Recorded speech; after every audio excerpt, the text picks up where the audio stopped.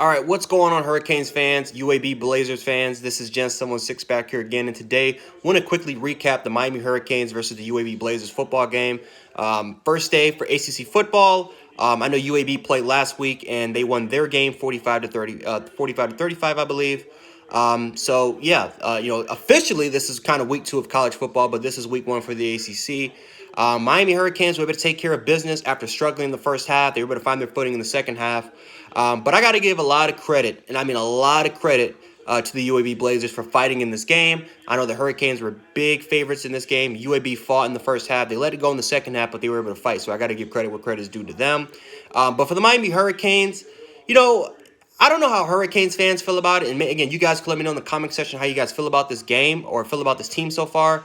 I was a little disappointed. I kind of expected Miami to dominate this game. I kind of did. I think that, even though they lost Gregory Rousseau, I still expected this Miami defense to be a top 10 defense. I still expect this defense to dominate this game. I expected with the weapons that the Hurricanes have on the outside, with the talent that they have on the offensive side of the ball, I expected the Hurricanes to dominate. They dominated the run game. It's really the passing game that was a little bit of a question mark until the second half came, but the running game was spectacular, right? You saw Harris. Harris was a menace out there. The offensive line was creating some huge holes. You were able to see true freshmen Jalen Knighton and Donald Chaney Jr. Those guys were able to get it going. 327 yards by this Hurricanes offense was amazing. And then you were able to see the playmaking ability of Federer King. I think Federer King had around 87 yards. The dude was evading 2 or 3 dudes inside of the pocket. You were able to see just how electrifying the guy Federer King was, how big of a playmaker this guy actually is, and that can help. That would definitely help a long way.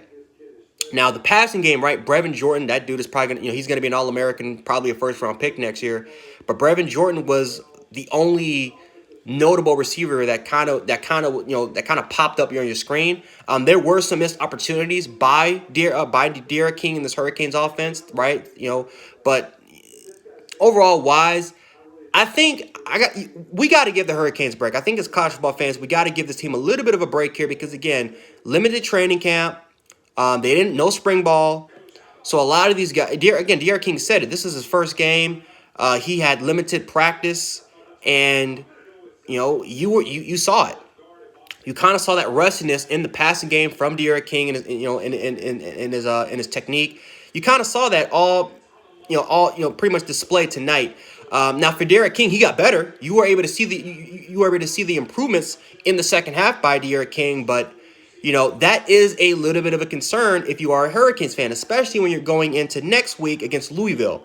Louisville is arguably the third best team in the ACC conference right now, and then you got Florida State, you got your rival there, and then you have Clemson the following week. So normally you play like 2 tune-up games and then you get to go. No, the Hurricanes, they got that 1 tune-up game, and now they have to go to the gauntlet, right? Even though we love to clown the ACC,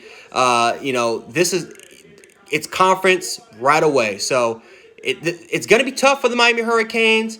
I think the passing game is going to take a little bit of a while for it to get it going. But I will say that the running game and the offensive line was was a huge bright spot tonight. I know Harris went down. Hopefully he stays. Hopefully he's healthy. But you got to love what you saw from this Miami rushing game. I think, again, the passing game, it's going to take a little bit of time, but you got to love the upside of this offense. Defensively, you were able to see Quincy Roche. He had a sack tonight, but he was getting pressure all night long. You were able to see some of the young players, you were able to see some of the young linebackers and some of the young players able to make plays. And again, that's another thing. This defense is extremely young. I know a lot of people were expecting like a blowout or at least 7 points, but this defense kind of struggled in the first half. And then the second half came, and they were absolutely dominant. So, again, give the defense some time. Again, first week of college football, tune-up game, limited training camp. This is what you're going to see. You're going to see some sloppy football. So I think we got to give the Hurricanes a little bit of a break. But again, Hurricanes, they were able to take care of business. You saw Federer King, what he is capable of.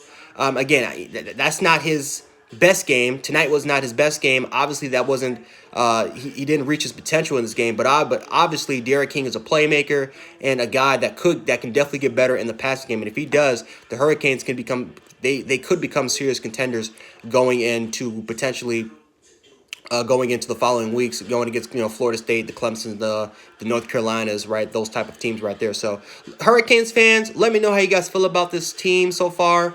Were you guys impressed? Were there some things that were concerning? Let me know below in the comment section below, and we can definitely hash it out below. UAB fans, you guys can comment as well. Again, I got to give kudos, where it's due. UAB fought, but obviously the talent was just outmatched tonight. Obviously, Miami was just the better team. Obviously, the better team.